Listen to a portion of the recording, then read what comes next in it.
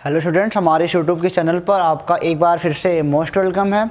आज हम आपके लिए लेकर के आए हैं क्लास 12 का physics chapter number 4 moving charges and magnetism का लेक्चर नंबर 3 है। पिछले 2 लेक्चर में हमने मतलब कि कुछ फंडामेंटल डिस्कशन करे थे, डायरेक्शन ऑफ मैग्नेटिक फील्ड के तरीके जाने थे कैसे निकलता है, और उसी को और बायो-सेवर्ट का लॉ पढ़ा था। और बायो-सेवर्ट के लॉ के प्रयोग के द्वारा आज हम एक नई चीज़ प्रूव करेंगे, अगली चीज़। तो आज की टॉपिक में बनाने जा रहा हूँ, जैसा कि आप चैनल का नाम जानते हो, संस्कार एकेडमी योगेश सिंह, और बाकी सारे वीडियो अपलोड है पीछे चैप्टर की, आप अच्छे से जाके वहाँ पे देख सकते हो और अपने आप को बेहतर बना सकते हो। तो आज की टॉपिक हमारी है मैग्नेटिक फील्ड या इंटेंसिटी ऑफ मैग्नेटिक फील्ड लिख सकते हो।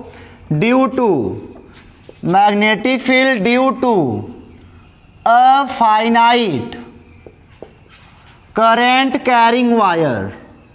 अब आप कहोगे सर इसकी हिंदी क्या होती है, कहोगे ना, तो हमको पता है आप कहोगे कि इसकी हिंदी क्या होती है। तो मतलब कि एक सीमित लंबाई का तार है, उसमें करंट फ्लो कर रहा है, उसकी वजह से किसी पॉइंट पी पर आपको बताना है वैद्युत क्षेत्र की तीव्रता, अरे मैग्नेट यानी चुंबकीय क्षेत्र की तीव्रता या चुंबकीय क्षेत्र बताना है कितना होगा, ठीक है ना।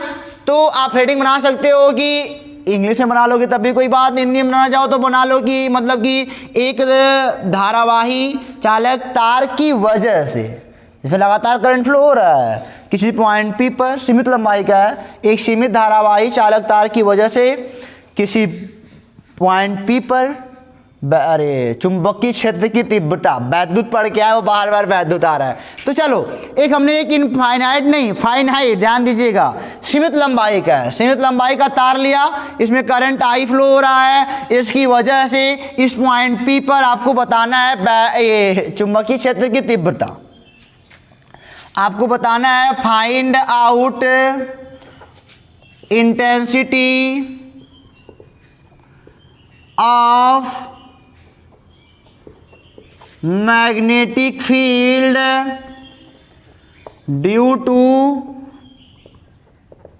फाइनाइट करंट कैरिंग वायर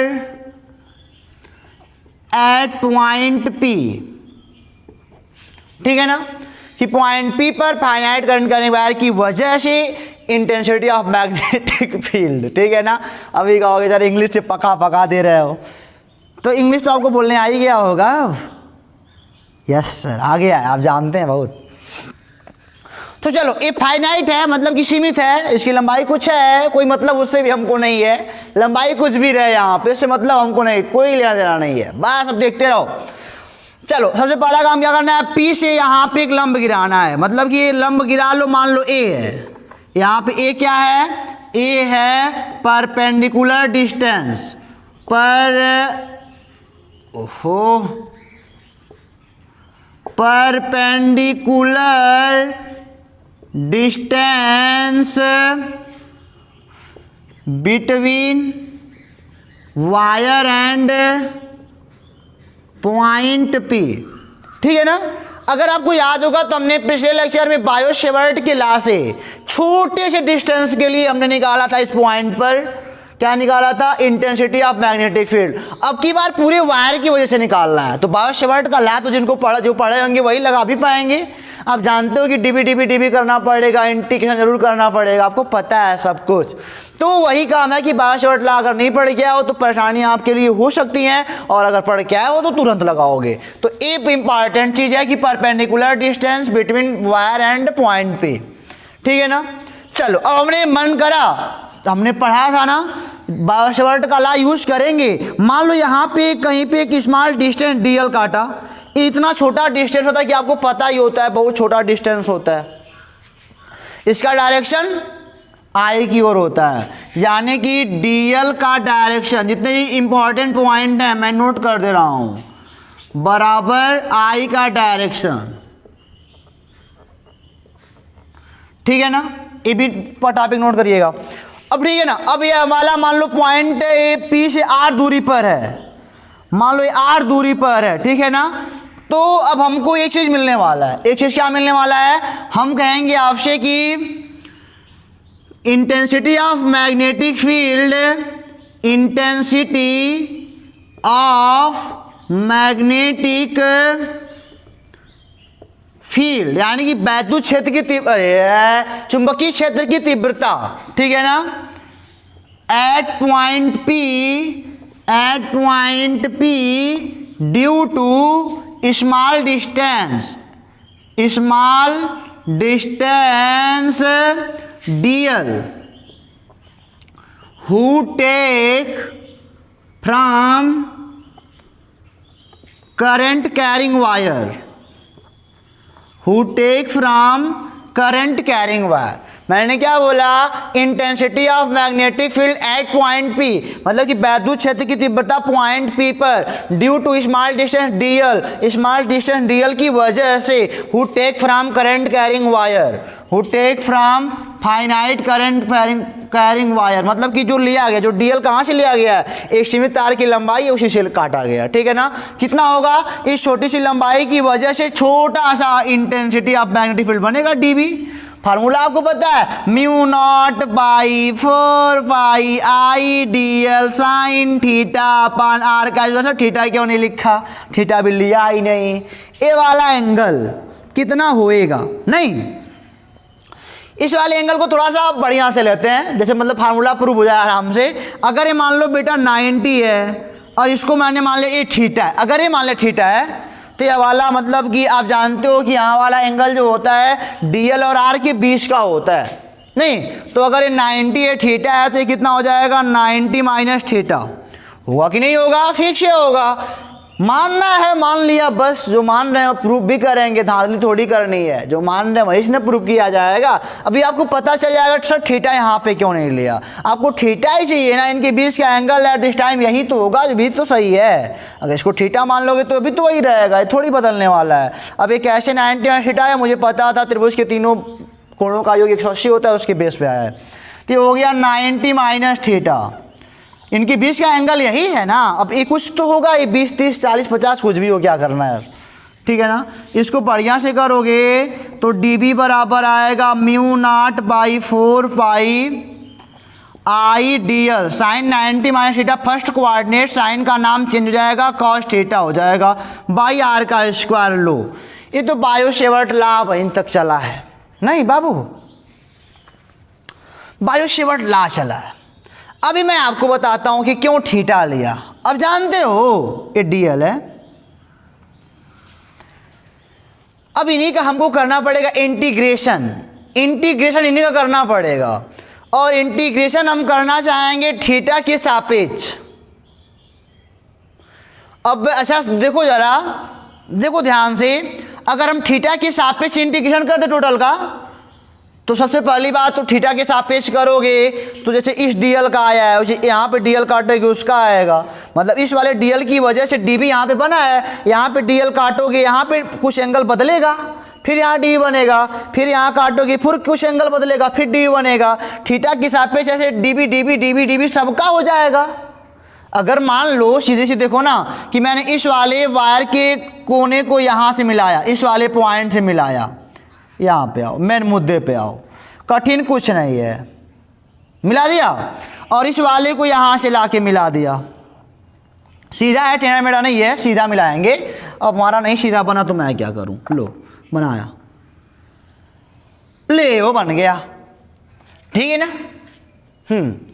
अगर देखो मैं थीटा की सापेक्ष जगह इंटीग्रेशन कर दूं तो यहाँ पे ये थीटा देखो, ये परपेंडिकुलर डिस्टेंस है, इसके नीचे एंगल लेके आओगे तो माइनस में चलना पड़ेगा, नहीं नीचे वाला एंगल है तो -10 अंश, माइनस देखो -10 अंश लोगे तो इतना दूरी कवर होगा, -20 अंश लोगे फिर इतना कवर होगा, फिर 30 अंश इतना कवर होगा, 40 इतना कवर होगा, 50 जितना होगा पूरा कवर हो जाएगा ये डिस्टेंस। ऐसे ऊपर लोगे 10 अंश इतना कवर होगा, यहाँ पे 10 अब ले लो यहाँ पे तो इतना कवर होगा, फिर 20 अंश इतना कवर होगा, 30 अंश इतना, मतलब कि पूरा थीटा अगर यहाँ से यहाँ तक मेजर कर लो तो सब डिस्टेंस कवर हो जाएगा। नहीं थीटा इसलिए यहाँ पे मैंने थीटा लिया है, इसी को मतलब मेजर करना है हमको।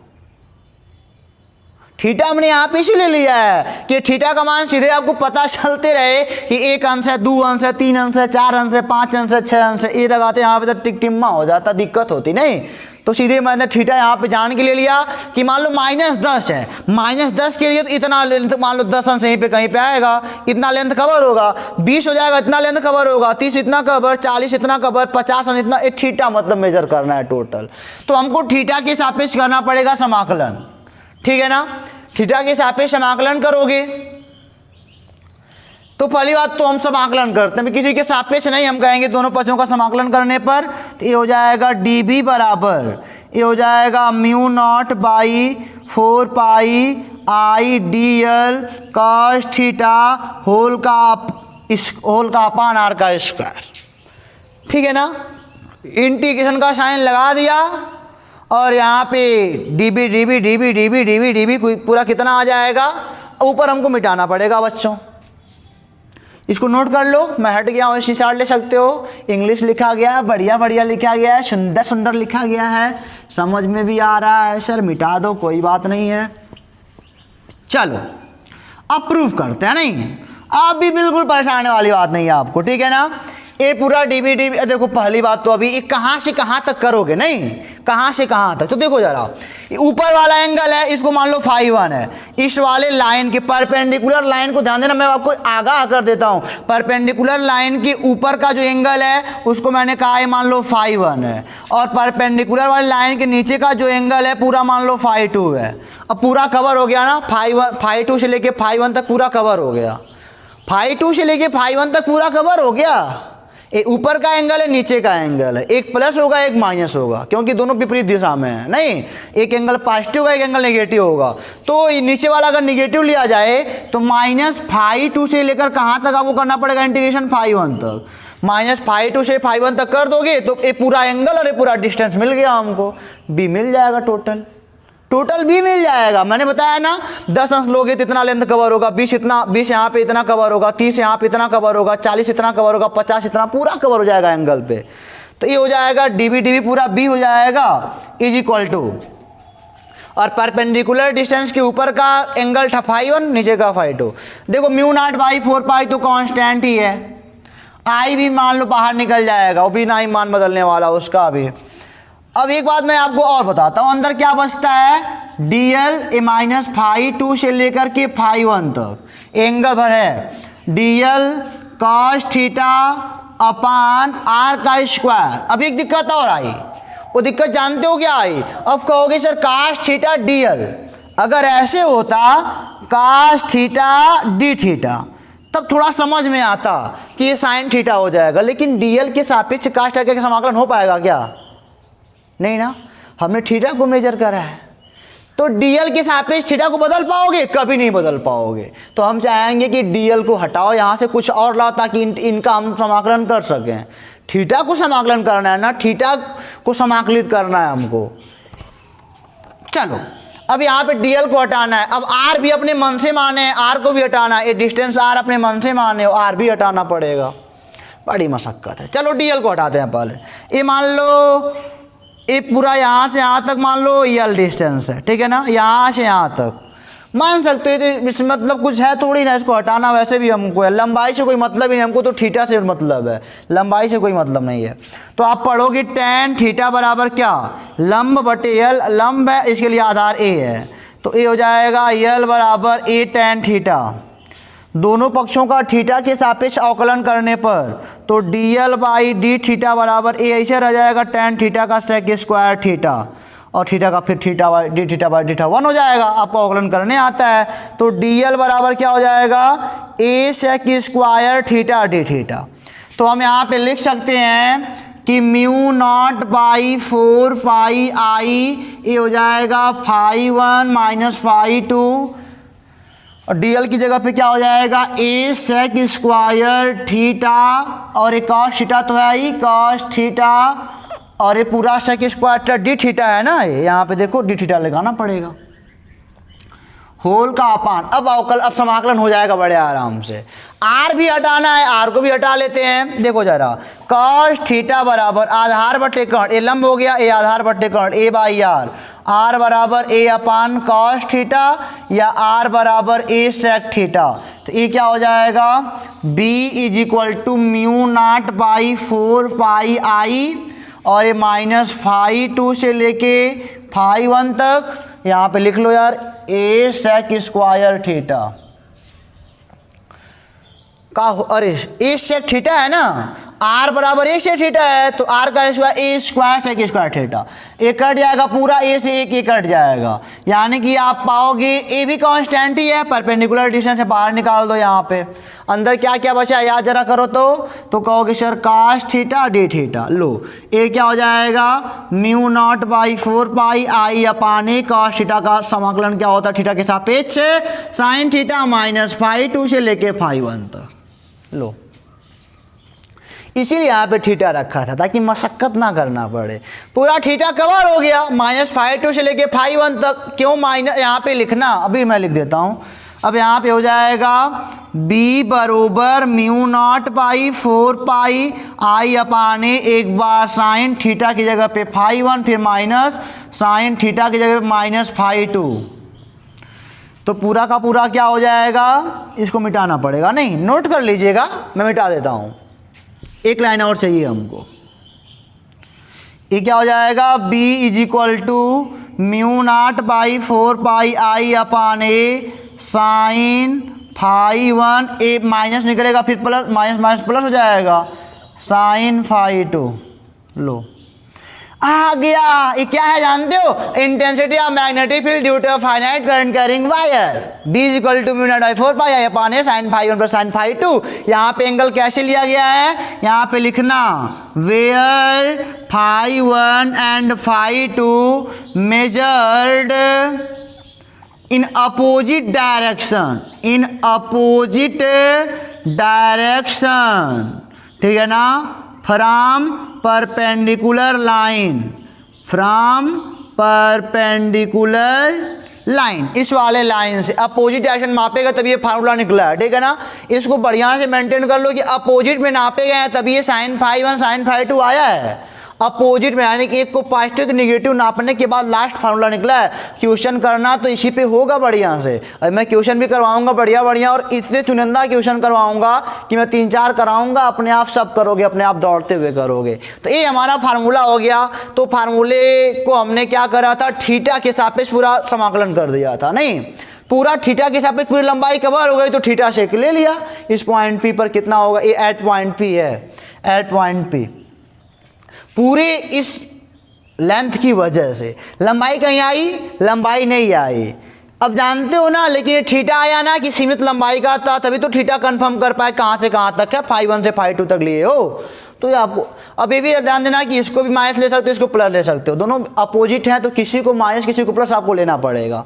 तो मैंने एक बार फिर से कहानी दोहरा देता हूँ, एक हमने लंबाई का मतलब सीमित लंबाई का करंट कैरिंग वायर लिया, उसमें करंट आई को फ्लो कराया, एक मतलब कि एक डिस्टेंस पी पर, यहीं पर मान लो हमने निकालना है इंटेंसिटी ऑफ मैग्नेटिक फील्ड पूरे की वायर की वजह से, पहले परपेंडिकुलर गिराया, परपेंडिकुलर बहुत ही मतलब कि बढ़िया चीज़ है ना, यही तो फार्मूले में आया है और कुछ थोड़ी आया है, पहले मैंने बायो-सेवर्ट के लॉ को याद करा, डीएल की वजह से पहले यहाँ पे निकाला कितना बन रहा है इंटेंसिटी ऑफ मैग्नेटिक फील्ड, वो अभी निकल गया, फिर डीबी बना छोटा सा, डीएल की वजह से छोटा डीबी बना, फिर मैंने डीबी यहाँ पे बना, डीएल की वजह से छोटा सा यहाँ पे डीबी बना, ठीक है ना, मैंने कहा कि मैंने सोचा एक निकाल लिया, फिर मैंने क्या सोचा कि अगर इसी को पूरा मेजर कर लिया जाए, थीटा पूरा मेजर कर लिया जाए, तो हम सब लंबाई का निकाल सकते हैं कहाँ से कहाँ तक है, नहीं तो थीटा हमने पूरा मान लिया, ये वाला φ1 है, φ2 से φ1 तक चले गए, पूरा लंबाई कवर हो गया, ठीक है ना, अब समझे भी हो ना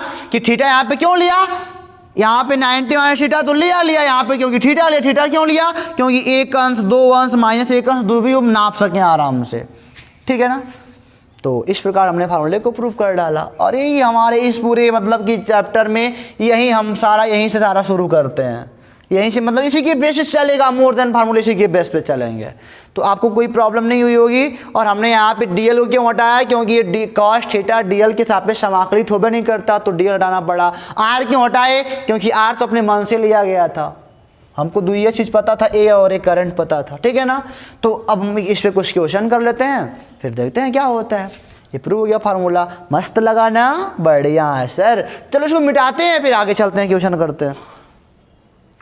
तो चलो बच्चों, आपको मैं कुछ चुनिंदा क्वेश्चन कराता हूँ। चलो देखो, उसी फार्मूले पे फार्मूला मैं आपके लिए लिख दूं क्या, B is equal to mu naught by 4 pi I by A, where is what, perpendicular distance, और यहाँ पे sine phi 1 plus sine phi 2, क्योंकि जब तक न्यूमेरिकल नहीं करोगे तब तक क्लियरिटी नहीं आएगी।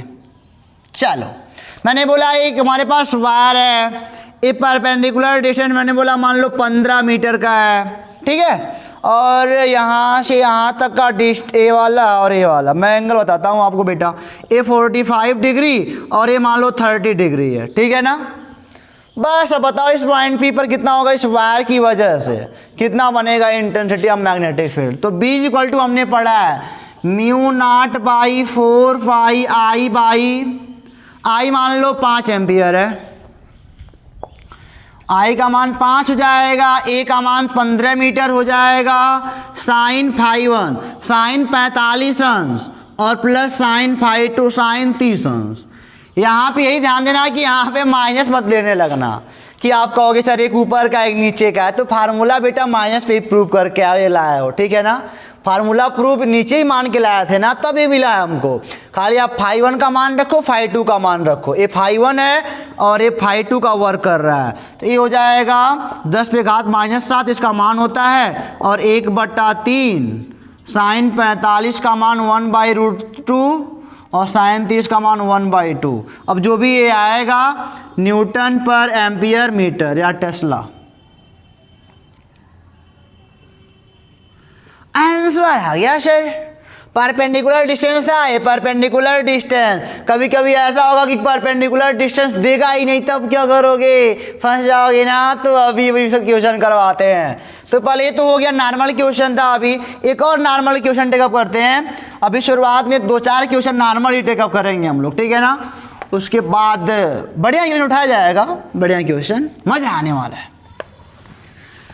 फार्मूला प्रूव हो गया, कोई बात नहीं, कोई बात नहीं, कोई बात नहीं। चलिए तो आगे चले, मिट नहीं रहा इसे, मिटेगा मिटेगा। देखो चलो, मैंने बोला ये कोई इक्विलैटरल ट्रायंगल है, मतलब समबाहु त्रिभुज है, समबाहु त्रिभुज, ठीक है ना। इसकी लंबाई मान लो 2a है, इसकी लंबाई 2a है, इसकी लंबाई 2a है।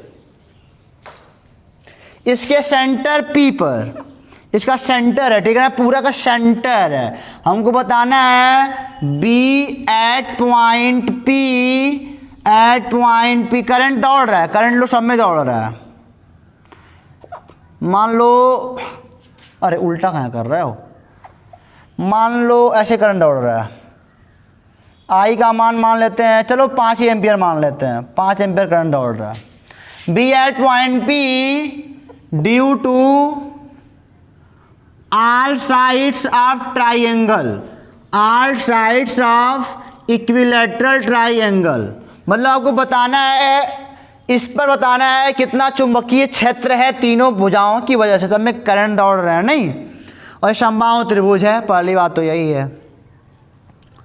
तो सबसे पहली बात आप ये जानते हो कि अगर ये समबाहु है तो यहाँ से अगर इस पे लंब, हमको सबसे पहली बात तो लंबवत दूरी चाहिए इस पॉइंट का सभी भुजाओं से। यहाँ से गिराओगे तो इनको बीचों बीच बांटेगा, यहाँ से लंब गिराओगे इनको बीचों बीच बांटेगा, यहाँ से लंब गिराओगे इनको बीचों बीच बांटेगा नहीं। और ये दूरियां सब तीनों बराबर होती हैं, ये तीनों दूरियां बराबर होती हैं आपस में। अगर एक की वजह से निकाल लो तो दूसरे की वजह से उतना होगा, क्योंकि वही डिस्टेंस वही दूरी, वही डिस्टेंस वही दूरी, वही डिस्टेंस वही दूरी।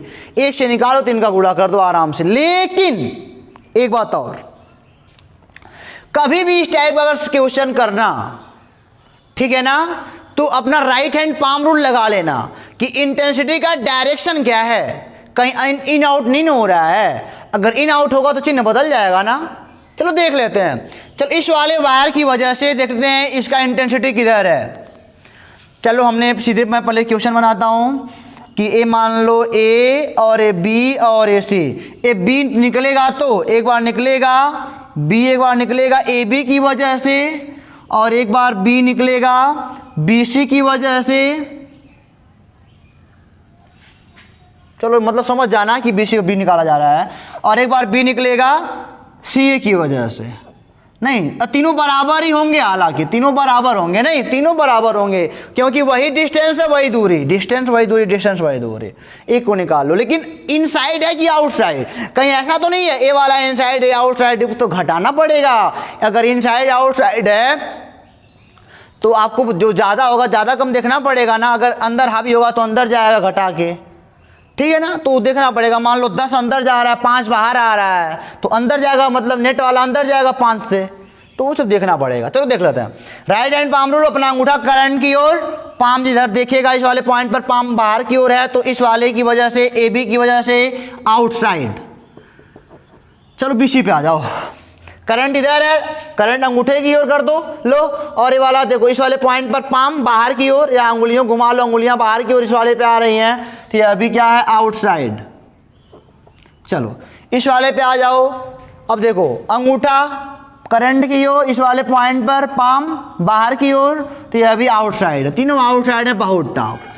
डायरेक्शन देना पड़ेगा आपको ना, इंटेंसिटी निकाल रहे हो भाई, इंटेंसिटी निकाल रहे हो, और पीछे वाले जो क्वेश्चन था उस पर निकालते तो ये इनसाइड जाता, नहीं इनसाइड जाता, ये ऊपर करंट जा रहा था। चलो एक निकाल लेते हैं, बी ए भी निकाल लेते हैं, वही 3 का गुणा कर देंगे, तीनों बराबर है। आपने पढ़ा है mu naught by 4 pi I by A sine phi 1 plus sine phi 2। 10 पे घात -7 आई का मान 5, सब में 5 5 फ्लो हो रहे हुए। ए का मान परपेंडिकुलर डिस्टेंस नहीं पता, ए का मान नहीं पता, ये परपेंडिकुलर डिस्टेंस नहीं पता। चलो देखो जरा, यहाँ से यहाँ गिराओ, यहाँ से यहाँ गिराओ, मिल गया। ये 60 होता है, आधा बांटेगा 30 अंश, ये भी कितना आवेगा 30 अंश। चलो ये मान लो यल है, तो आपने पढ़ा है 10, देखो एल मान लिया, और इनको बीचों बीच का अर्थ है 2a है, यहाँ से यहाँ तक a होगा, यहाँ से यहाँ तक a होगा।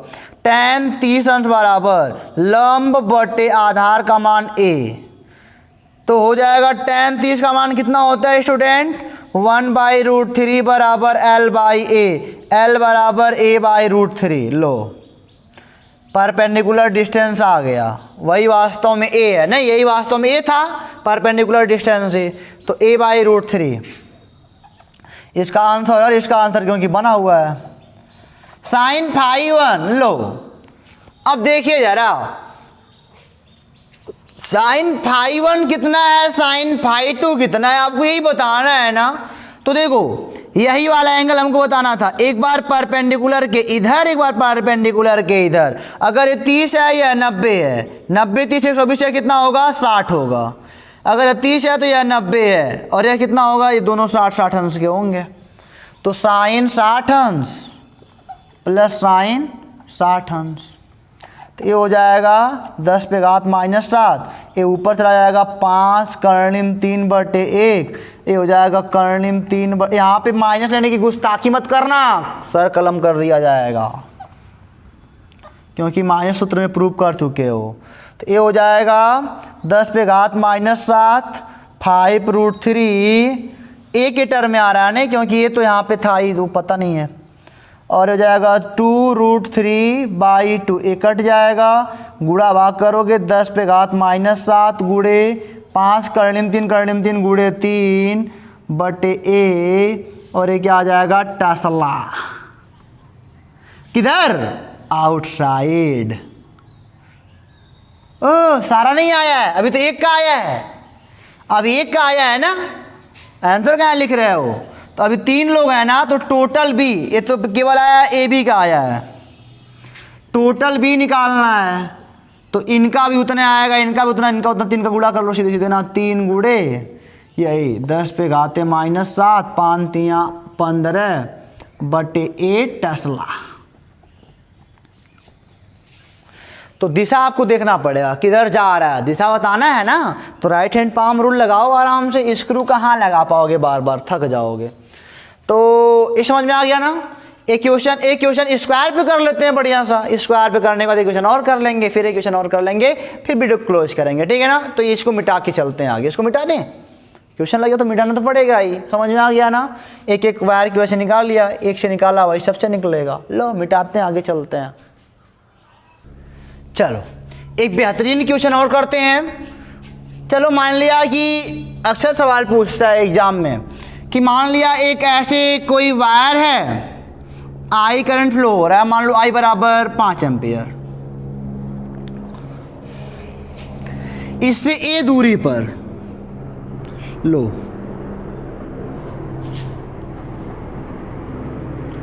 ए पॉइंट पी है, बी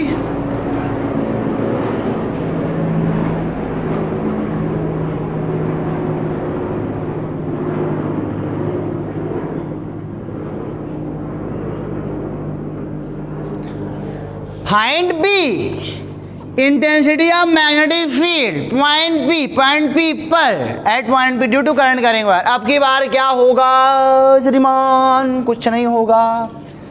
अब की तो परपेंडिकुलर नहीं है, अब की बार तो परपेंडिकुलर नहीं है। कोई बात नहीं, कोई बात नहीं, परपेंडिकुलर रहे या ना रहे। चलो बी बराबर क्या पढ़े हो? Mu naught pi 4 pi I upon a sine phi 1 plus sine phi 2। जरा इन्हीं को चेक कर लेते हैं, बाकी सब खेल छोड़ दो। साइन फाई 1 देखो कितना है, एक तार से इससे बताओ ये वाला एंगल इसी के लाइन में है, तो बताओ इनके बीच का एंगल कितना है? क्यों? अरे भाई पॉइंट पीएस ने मिलाते थे इनको, तो मतलब इसे हमारा मिलता था। अब इस वाले तार के 2 पॉइंट हैं, ऐसे मिलाते थे, तो इस वाले पॉइंट से इस पे ज्ञान इसे मिलाओ, ये वाला इधर ही है, यह वाला भी इधर है, बताओ इनका एंगल कितना होगा?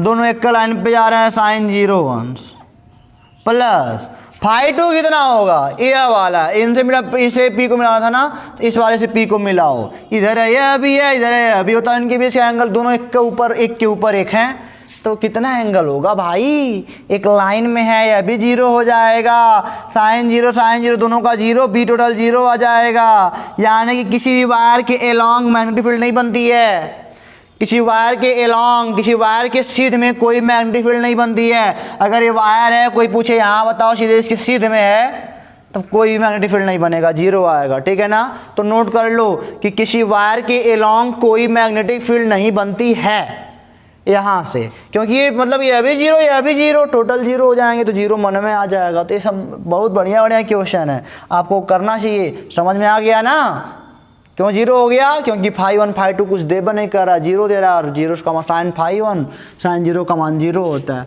1-2 क्वेश्चन और कर लेते हैं। चलिए चलो सवाल करते हैं।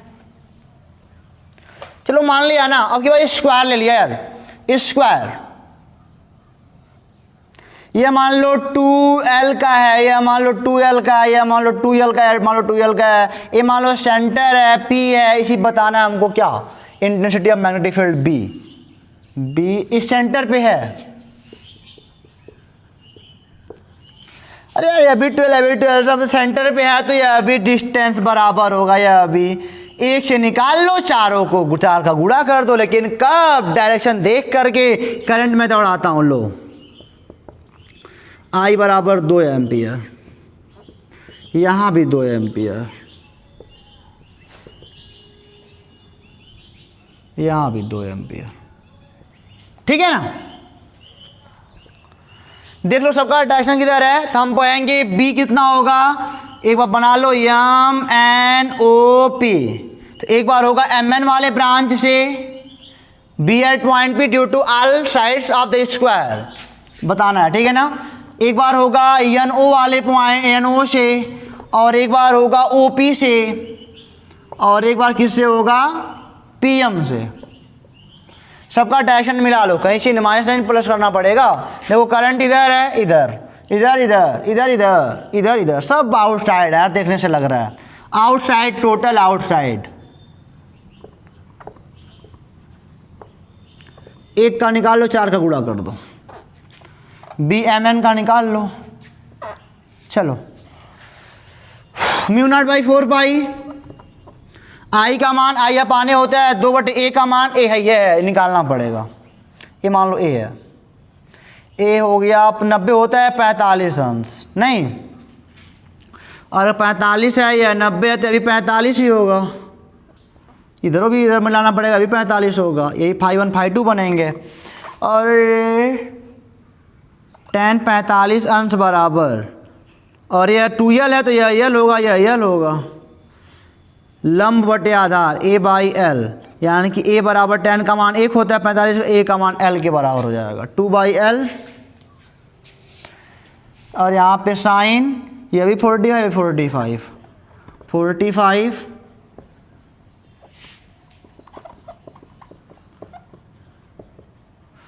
1/√2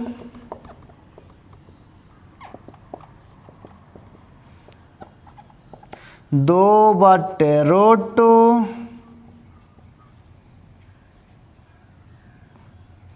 अभी एक ब्रांच का आया नहीं, टोटल कितना आएगा, टोटल भी आउटसाइड है ना, टोटल भी 4 गुणे, अरे 4 चौके 16 कर दो तुरंत, 4 ब्रांच है ना,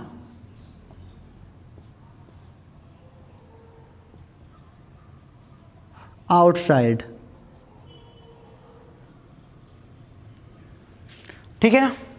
बस ऐसे क्वेश्चन मिलेंगे तो ऐसे ही करना पड़ेगा। एक क्वेश्चन आपको थोड़ा सा बढ़िया दिखाता हूँ, जो कि ऐसे लंबोत नहीं दिखाएगा, उसको देख लो फिर वीडियो क्लोज करेंगे, ठीक है ना। बढ़िया क्वेश्चन इंपॉर्टेंट है, जरूर देखना। चलो इसको मिटा के आगे चलते हैं। एक का निकाल के 4 का गुणा करना पड़ेगा, टोटल यहाँ पे 4 का गुणा करना पड़ा है, ठीक है ना, तभी 16 हुआ, 4 चौके 16।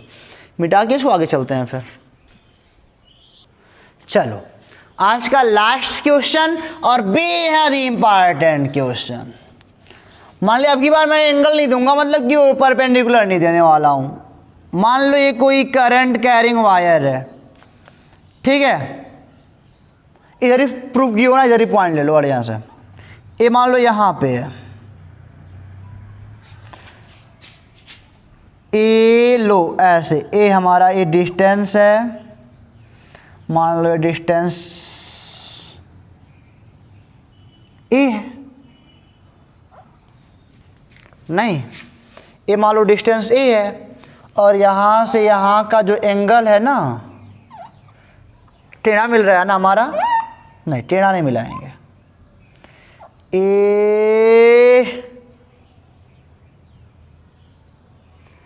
ए मान लो आप, इसको पहले गिरा लो ऐसे भी,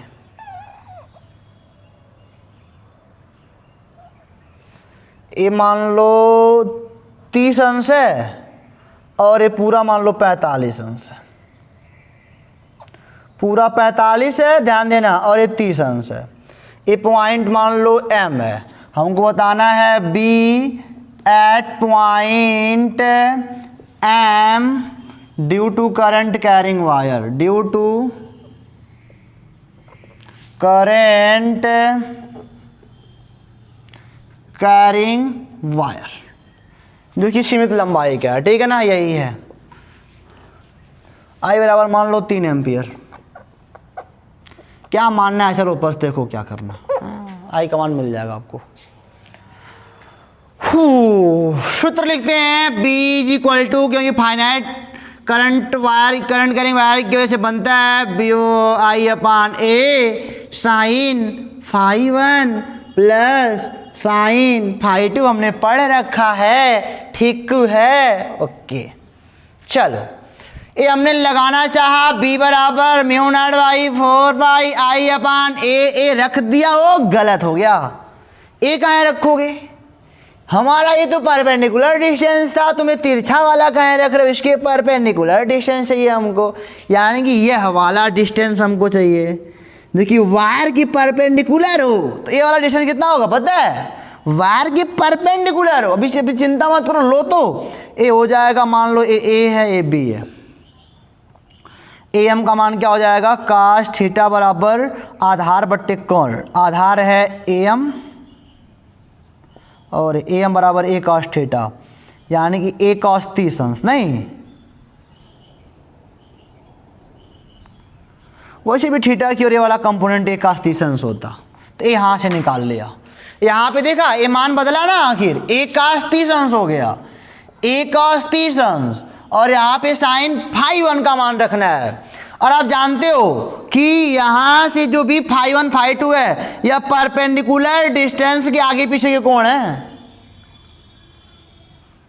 ध्यान दीजिएगा, मैंने क्या बोला, मैंने यही बोला कि जो φ1 और φ2 है ना, देखो इस वाले को तो ए टच कर रहा है, प्रूवेशन याद करो, इस वाले को तो ए टच कर रहा है, तो यहाँ से आए φ1 हो गया, φ1 का मान 45 अंश रख लो, प्लस φ2 का मान क्या रखोगे, इस वाले को ए टच कर रहा है, नहीं इस वाले को ए टच कर रहा है, तब ये अब एंगल कौन सा लोगे, परपेंडिकुलर से विपरीत लेना है ना। अब ये थोड़ी ले पाओगे, एक और थोड़ी तुमको चल के लेना है, ये नहीं कि यही वाला ले 30 अंश रख देंगे, गलत हो जाएगा सबका सब, क्योंकि विपरीत ये वाला इधर और ये वाला विपरीत चलना पड़ता था। तो कोई बात नहीं, इसके विपरीत चलो, इस वाले परपेंडिकुलर के विपरीत चलो, लो विपरीत चल रहा है, ए लो इतना आ गया, 30 घटा दो पूरा 360 होता है, 30 घटाओगे 330 अंश आएगा, और क्या यही ना आएगा। बस अब काम बन गया। साइन 330 यहाँ पे सॉल्व कर दूँ, बाकी बात आप सॉल्व कर लेना। साइन 330 यानी कि साइन 360 माइनस 30 चौथे में जाएगा, नाम तो बदलेगा नहीं,